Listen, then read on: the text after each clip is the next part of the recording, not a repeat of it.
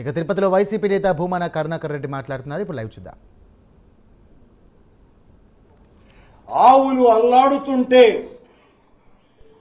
మరణయాతనతో అవి పరమపదిస్తుంటే అది పాలకుల పాపం కాదా, నీచాతి నీచం కాదా, గోవిందునికి చేస్తున్నటువంటి ద్రోహం కాదా అని హైందవులంతా కూడా ప్రశ్నిస్తున్నారు అని ఈ సందర్భంగా నేను తెలియజేస్తున్నా.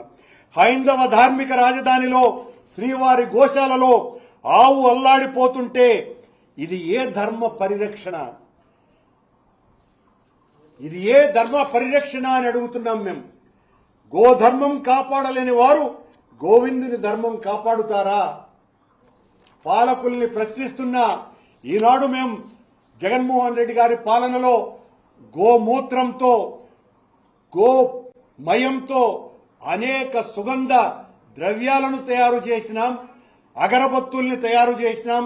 వెంకటేశ్వర స్వామికి వాడేటువంటి పూలు ఈ గోమయంతోనే ఈరోజు మేము ఉత్పత్తి చేసినటువంటి అగరబత్తుల ద్వారా దాదాపు 10 కోట్ల రూపాయలు వెంకటేశ్వర స్వామి ఆలయానికి ఆదాయం లభిస్తోంది.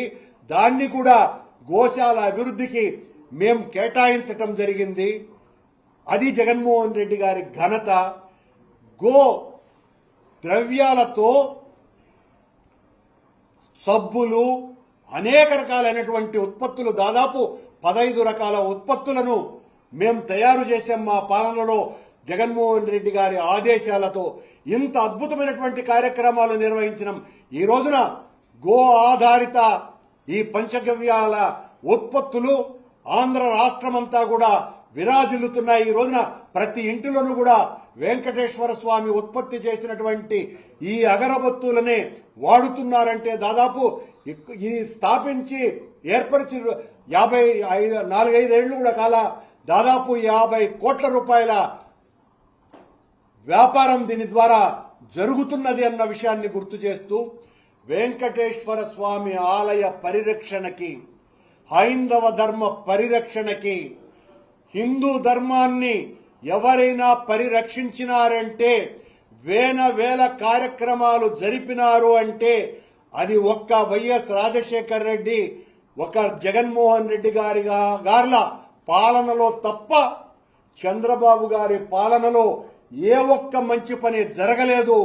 జరిగిన మంచల్లా గోహత్యలు తప్ప మరొకటి కాదు. ఇదిగో ఈ సాక్ష్యమని తెలియజేస్తూ హైందవ ధర్మ ఉద్యమకారులందరినీ కూడా ఒక్కసారిగా విజ్ఞప్తి చేస్తున్నా, ప్రార్థిస్తున్నా. గోమాతకు జరుగుతున్నటువంటి ఈ ఘోరాన్ని చూడండి. అది కూడా సాక్షాత్తు వెంకటేశ్వర స్వామికి, శ్రీ మహావిష్ణువుకు అత్యంత ప్రీతిపాత్రమైనటువంటి దేశవాళి గోవుకు వెంకటేశ్వర స్వామి క్షేత్రంలోనే జరుగుతున్నటువంటి ఈ ఘోర కలిని చూడండి అని తెలియజేస్తూ ప్రార్థిస్తూ సెలవు.